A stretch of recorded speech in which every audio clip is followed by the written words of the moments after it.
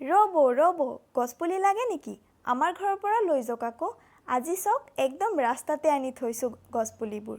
অৱশ্যে ইয়াৰ এটা কাৰণো আছে, মানে আজি হৈ আছে পঞ্চায়ত ভোট আৰু কেইবছৰমান পাছত আমাৰ ঘৰৰ লগত স্কুলখনত পৰিছে ভোট কেন্দ্ৰ। চাওক আকৌ এইখন হৈছে আমাৰ স্কুলখন আৰু এইটো হৈছে আমাৰ ঘৰ।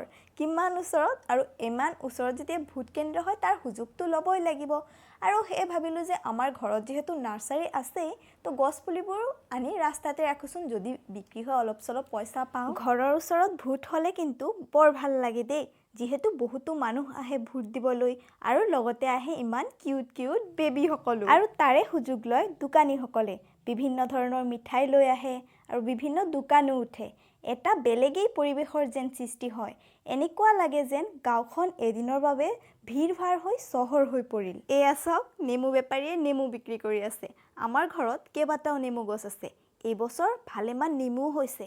সেয়ে ভাবিলোঁ ঘৰৰ বস্তু বিক্ৰী কৰাত আকৌ কিহৰ লাজ। এনেও আজি দিনটো ইমান গৰম, মানুহৰ নেমুৰ প্ৰয়োজনটো হ'বই। তাকে ভাবি নেমুকেইটাও আনি ইয়াতে ৰাস্তাতে থলোঁ।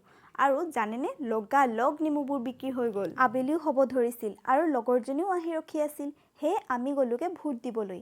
ঘৰৰ ওচৰত ভোট হ'লে এটা সুবিধা কিন্তু হয় দেই, যেতিয়া মন যায় তেতিয়াই ভিৰ কম বেছি দেখি ভোট দি আহিব পাৰি। মানে বেছি সময় লাইনত ৰখিব নালাগে। কিন্তু আমাৰ ইয়াত আজি ভিৰ কমাৰ নামেই নাই। সেয়ে সময় থাকোঁতে অলপ ভিৰতে গৈ ভোটটো দি আহিলোঁ। চাওক আকৌ, এইজনী হৈছে মোৰ ভতিজী। অকলে আইচক্ৰীম খাইছে আৰু মই আইচক্ৰীমটো খোজাত একদম চিধা মানা কৰি দিছে। ভোটটো দি আহি দেখোঁ গছপুলিবোৰ ৰ'দত একদম শুকাই যাবলৈ ধৰিছে।